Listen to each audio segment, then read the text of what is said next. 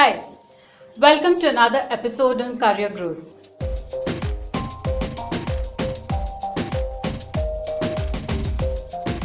Today, we'll be discussing about the prominent entrance exams which are required for studying abroad, that is SAT, GRE and Gmat. I'm sure you all have heard about these entrance exams if you're planning to study abroad. Regarding the English proficiency test, that is IELTS and TOEFL, we have discussed about the same in our earlier episode.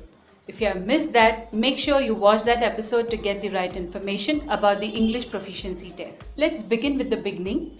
First, we will discuss about SAT, that is Scholastic Aptitude test. It is essential for the undergraduate studies and it is a compulsory exam in the US. Irrespective of the course that you're planning to study, be it engineering, be it computer science, be it medicine, be it any course, be it psychology, any course that you want to study, especially at the undergraduate level, then this is an essential entrance exams for each university.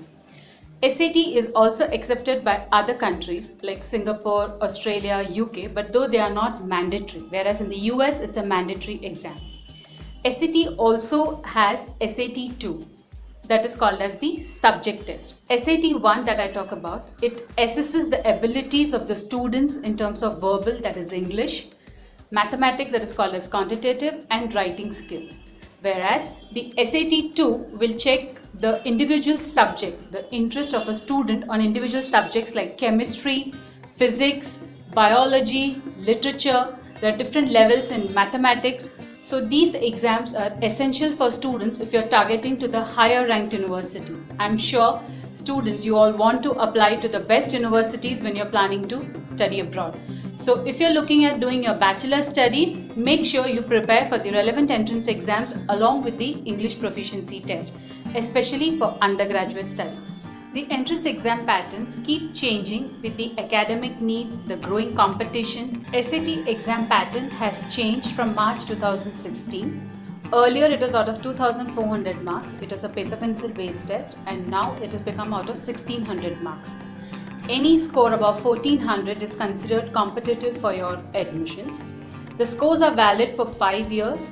And students can take these exams anytime during their 11th standard, or some even take a pre-SAT during their 10th standard. SAT is conducted 6 times in a year. There are centers all across the world where this exam is conducted.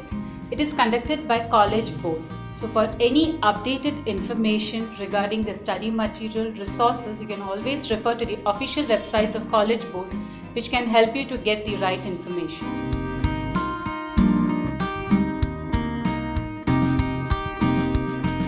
Moving ahead, we'll be discussing about GRE, which stands for Graduate Record Examination. GRE is conducted by Educational Testing Services, which is ETS in short, which people know about. Even TOEFL is also conducted by the same educational body.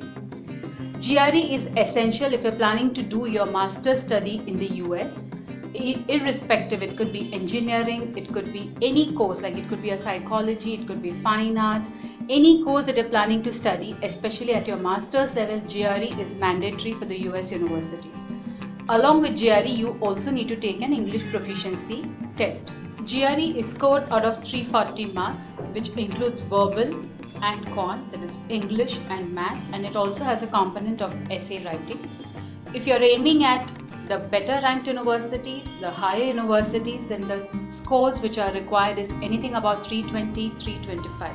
So if you're looking at these universities for your various courses, then students make sure that you have your right scores as per the university's requirement. The validity for the GRE is for 5 years.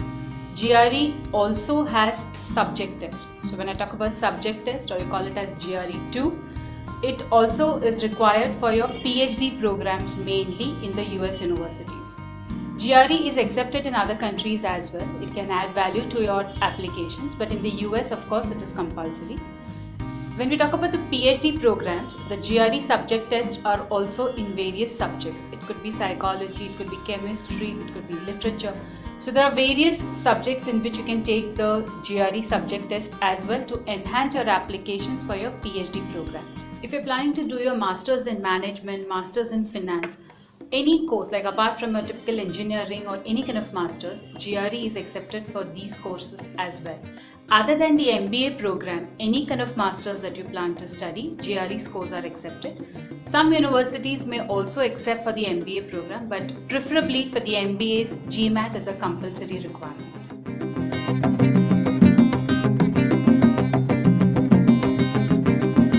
Now we'll discuss about the most important exam, that is Gmat.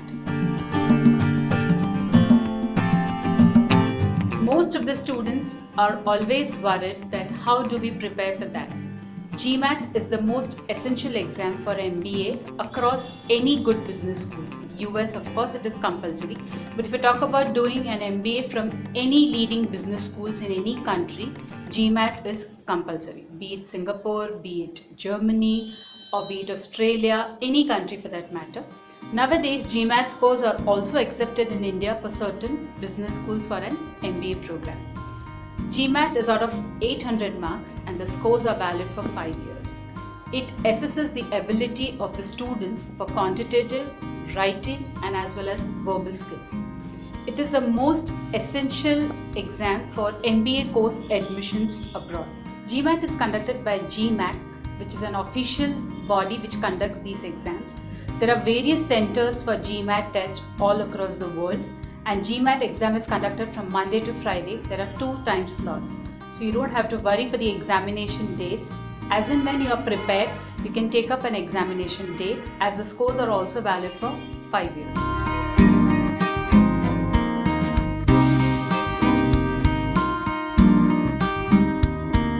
So now you have got enough information about the entrance exams required for various countries, for various courses.